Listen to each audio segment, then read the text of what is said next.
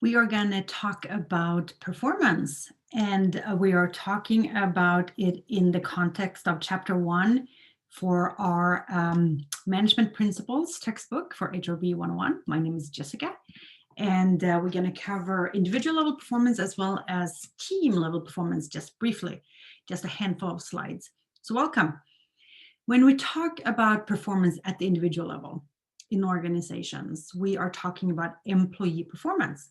So each individual that is hired by an organization that has an employment contract is expected to do certain task duties and have certain responsibilities. That is part of their job performance. And this is the performance that we measure, we evaluate, and we make sure we control it against the performance standards to make sure that they're meeting or exceeding what we need them to. And this is the individual level performance. And this is typically what is described in what's called a job description or position description. So these are the things that not healthcare, in healthcare also, but human resources. I don't know where healthcare came from. That's weird. Where human resources writes these job descriptions, typically together with the manager over that team or over that unit, because that's the manager that is managing the employee. So we are dealing with in-role job performance. In-role job performance, that is the performance that you do as part of that job description that typically comes out of HR together with the manager, okay? And so when we hire people into organizations, we recruit them, we hire them, right? Select them into a job. They are then responsible for fulfilling these job descriptions with these tasks and duties. Task, duties, and responsibilities. That is typically what goes into a job description. So it's a quid pro quo. You're hired to do this and we pay you that, right? It's a fair exchange in that sense. But organizations do not only want us to do our in-role job performance. If they can, they would also like for us to do more. And we call this extra role job performance. Extra role performance. We also sometimes call it citizenship behaviors. We call it organizational citizenship behaviors. These are all the extras. This is the extra mile behavior that you do that is not prescribed by your job description. So you stay late, you help your colleagues, you write up that report even though it's not in your job description. You troubleshoot a problem that one of your coworker has. Whatever it is, these are the things that you do that is over and beyond your job description. It adds value to the company. And most of our companies today, if we only did what we were supposed to do by the job description, these organizations would not be so successful.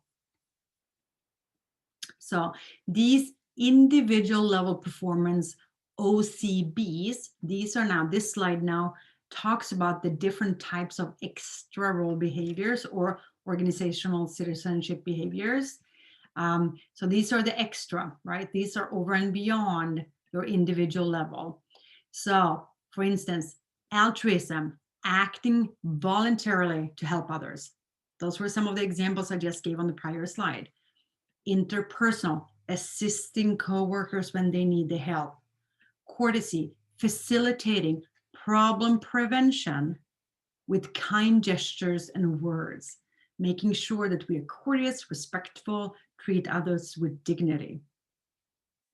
Peacemaking, mitigating and preventing unconstructive interpersonal conflict. Sometimes we have conflict in organizations because we have different personalities, different values, and trying to buffer that in a team or in a group goes a long way.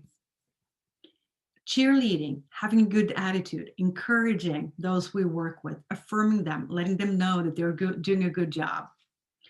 Sportsmanship, are you a good sport, right? Are you tolerating inconveniences without grievance? Sometimes things happen, we couldn't see it coming, and how you actually react to that says a lot. Here's a handful more, same extra type of behaviors. The first one being loyalty, organizational loyalty, being loyal to the organization beyond parochial interests, meaning your own self-interests. Because when you are with the organization, you are part of them and they are paying you to be there and you have a contract with them. So do you have loyalty to the organization and its goals? Representative behaviors, serving the interests of the organization as a whole. Again, where there's an employee to help them further their goals and their vision and their mission. Compliance, organizations comes with policies, guidelines, and rules. And do we comply with those? Individual initiative, going beyond the minimum levels of maintenance of the organization. Many companies right now look for somebody to be proactive, to take initiative. And that is one of the OCBs, not OCDs, although some of us are OCD occasionally too, not to be joked about, right? But OCBs, civic virtue, whoops, that one didn't go over pretty. Civic virtue, constructive involvement in the politics of the organization. So we'll talk about this in later chapters. We're going to talk about power, we're going to talk about ethics, we're going to talk about politics. Every organization comes with politics and hiding from it is not constructive. We need to be principled about how we act and communicate within the organizations, and we're not going to be unethical and try to be harmful about it. Self-development, 70 years ago, organizations would hold on to their employees for a lifetime. That doesn't happen anymore. So self-development really is something that is beneficial for you as well as the organization. You need to stay on top. You need to keep accruing knowledge and skills and abilities so that you're marketable in this organization you work for now and for the next one. And then really quickly, just going to talk about group level performance, right? So when you're by yourself as an individual contributor, you have control over yourself. You can decide what you do, when you do it, how you communicate. Now, when you're together in another setting with other people in a group or a team, there's different constraints and different expectations on your behaviors, actions, and communications. So group level performance really focuses on those outcomes that comes from multiple people beyond just the individual contributor. And in some cases, of course, you are in a group, but you still have your own individual professional goals that you will be evaluated against. So you might have both group goals as well as individual goals. And we need to make sure that we do meet both of those.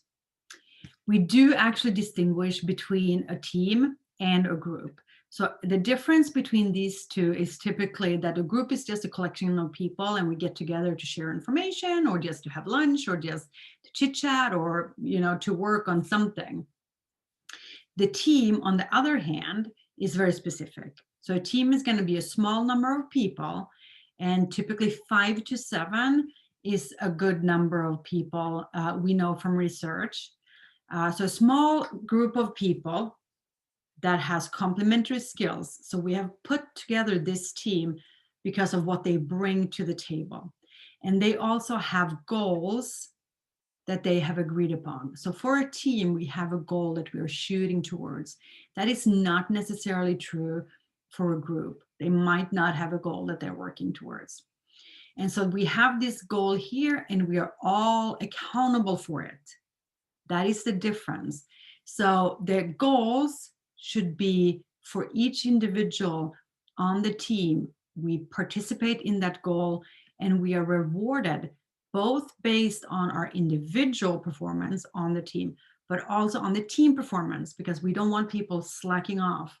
So we make sure that people are accountability individually and as a team. So with that, I'm going to wrap it and I'll see you for the next one. Have a good one. Take care.